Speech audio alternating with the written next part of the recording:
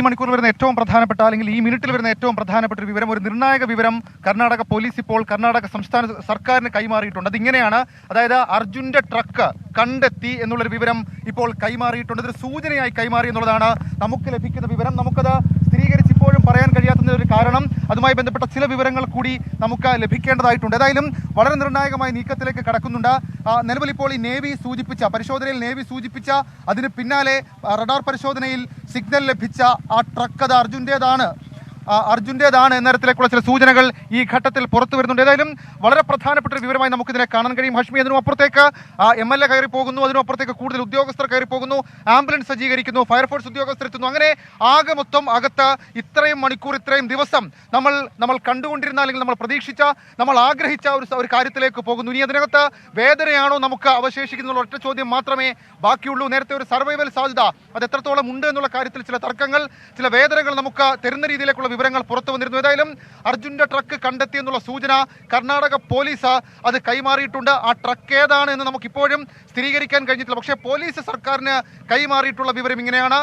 കണ്ടെത്തിയ ട്രക്ക് നേരത്തെ ഈ ട്രക്കിന്റെ അർജുൻ ഓടിച്ച ട്രക്കിന്റെ ഉടമ പറഞ്ഞ തരത്തിലേക്കുള്ള ചില സാധനങ്ങൾ അതിനകത്തുണ്ട്, അല്ലെങ്കിൽ അങ്ങനെ ചില കാര്യങ്ങളിലേക്ക് വിവരം പോയി എന്ന് സ്ഥിരീകരിക്കുന്ന തരത്തിലേക്കുള്ള ചില കാര്യങ്ങൾ അത് ഇപ്പോൾ പുറത്തു വരുന്നുണ്ട്. ഏതായാലും എക്സ്കവേറ്റർ പരിശോധന നടക്കുകയാണ്. വളരെ ഡീപ്പായി മണ്ണെടുത്ത് മാറ്റുന്നു.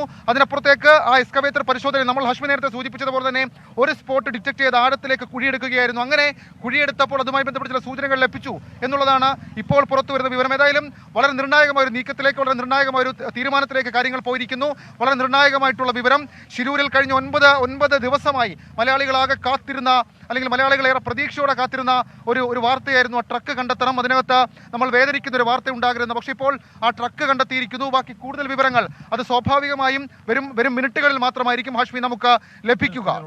എന്തായാലും വിജയം പറഞ്ഞതിനാണ്. അപ്പോൾ നമ്മുടെ ഈ ദിവസം 9ാം ദിവസത്തെ പ്രതീക്ഷാ നിർഭരമായ വാർത്തകളുടെ കൂട്ടത്തിലേക്ക് ഒന്നുകൂടി നമ്മൾ ചേർത്ത് വെക്കുന്നു. അത് കർണാടക പോലീസ് ഈ കർണാടക സർക്കാരിന് കൊടുത്ത സ്ഥിരീകരണമാണ്. അർജുന്റെ ട്രക്ക് കണ്ടെത്തി എന്ന് തന്നെയാണ് കർണാടക പോലീസ് കൊടുക്കുന്ന സ്ഥിരീകരണം. മാത്രമല്ല, മനാഫ് പറഞ്ഞ മട്ടിൽ ഈ ട്രക്കിനുള്ളിൽ എന്തൊക്കെയോ ഉണ്ട് എന്ന തരത്തിലുള്ള ചില സൂചനകൾ കൂടി കർണാടക പോലീസ് കർണാടക സർക്കാരിന് കൊടുക്കുന്ന റിപ്പോർട്ടിലുണ്ട്.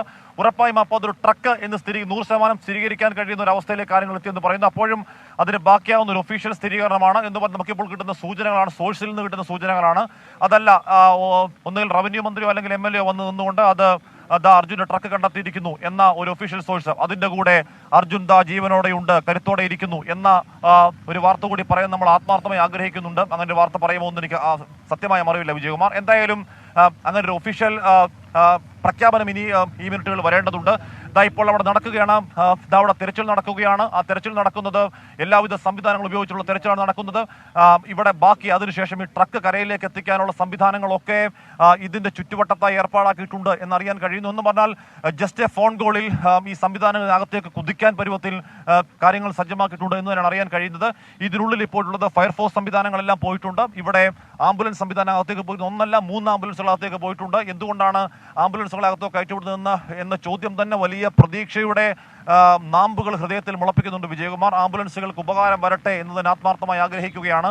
എന്ന് പറഞ്ഞാൽ ജീവൻ രക്ഷാ ഉപകരണങ്ങളുടെ ആവശ്യം വരട്ടെ എന്ന് ആത്മാർത്ഥമായി ആഗ്രഹിക്കുന്നു. ആഗ്രഹം നടക്കുമോ എന്നറിയില്ല, നമുക്ക് വരും മണിക്കൂറുകൾ അറിയേണ്ടതാണ്. എന്തായാലും ശുഭകരമായ ഒരു വാർത്ത നമ്മൾ പ്രതീക്ഷിക്കുന്നു. എന്തായാലും 9 നാളുകൾക്ക് ശേഷം നമ്മൾ ഈ ദിവസം ഇവിടെ നിൽക്കുമ്പോൾ അത്രയും കിട്ടാതിരുന്ന ഒരു വിവരം, വളരെ കോൺക്രീറ്റ് ആയ ഒരു വിവരം, വളരെ സോളിഡായ ഒരു വിവരം, ഇക്കാലം അത്രയും ഈ സമയങ്ങൾ അത്രയും ഏതാനും കിട്ടുന്ന ചില ദുർബലമായ സിഗ്നൽ കേന്ദ്രീകരിച്ചുള്ള പ്രത്യാശാഭരിതമായ ചില മൂവുകളല്ലാതെ ഇത്രത്തോളം സോളിഡായ ഒരു വിവരം കിട്ടിയിരുന്നില്ല.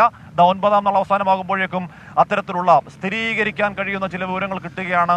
അർജുന്റെ ട്രക്ക് കണ്ടെത്തിയെന്ന് കർണാടക പോലീസ് കർണാടക സർക്കാരിനെ ഇപ്പോൾ അറിയിക്കുകയാണ്.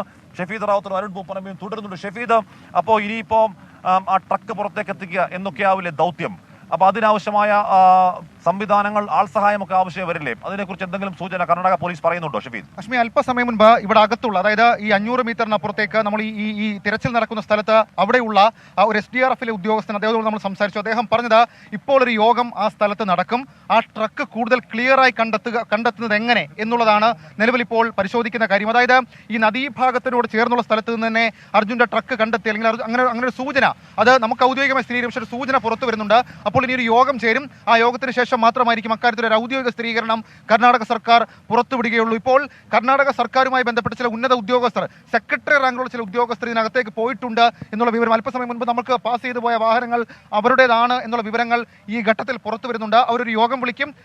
ശേഷം ഈ രക്ഷാദൗത്യ സംഘത്തിൽ ഉണ്ടായിരുന്ന കരസേന, നാവികസേന അടക്കമുള്ള ആളുകളുമായി ബന്ധപ്പെട്ട ആളുകളും ആ യോഗത്തിൽ പങ്കെടുക്കും. ഇനിയും കുറച്ചുകൂടി ഭാഗം നമ്മൾ മുൻപ് പറഞ്ഞ അതുമായി ബന്ധപ്പെട്ട ഒരു ടെക്നിക്കൽ ഡിഫിക്കൽട്ടി ഇപ്പോഴും അവിടെ തുടരുന്നുണ്ട് കാശ്മി.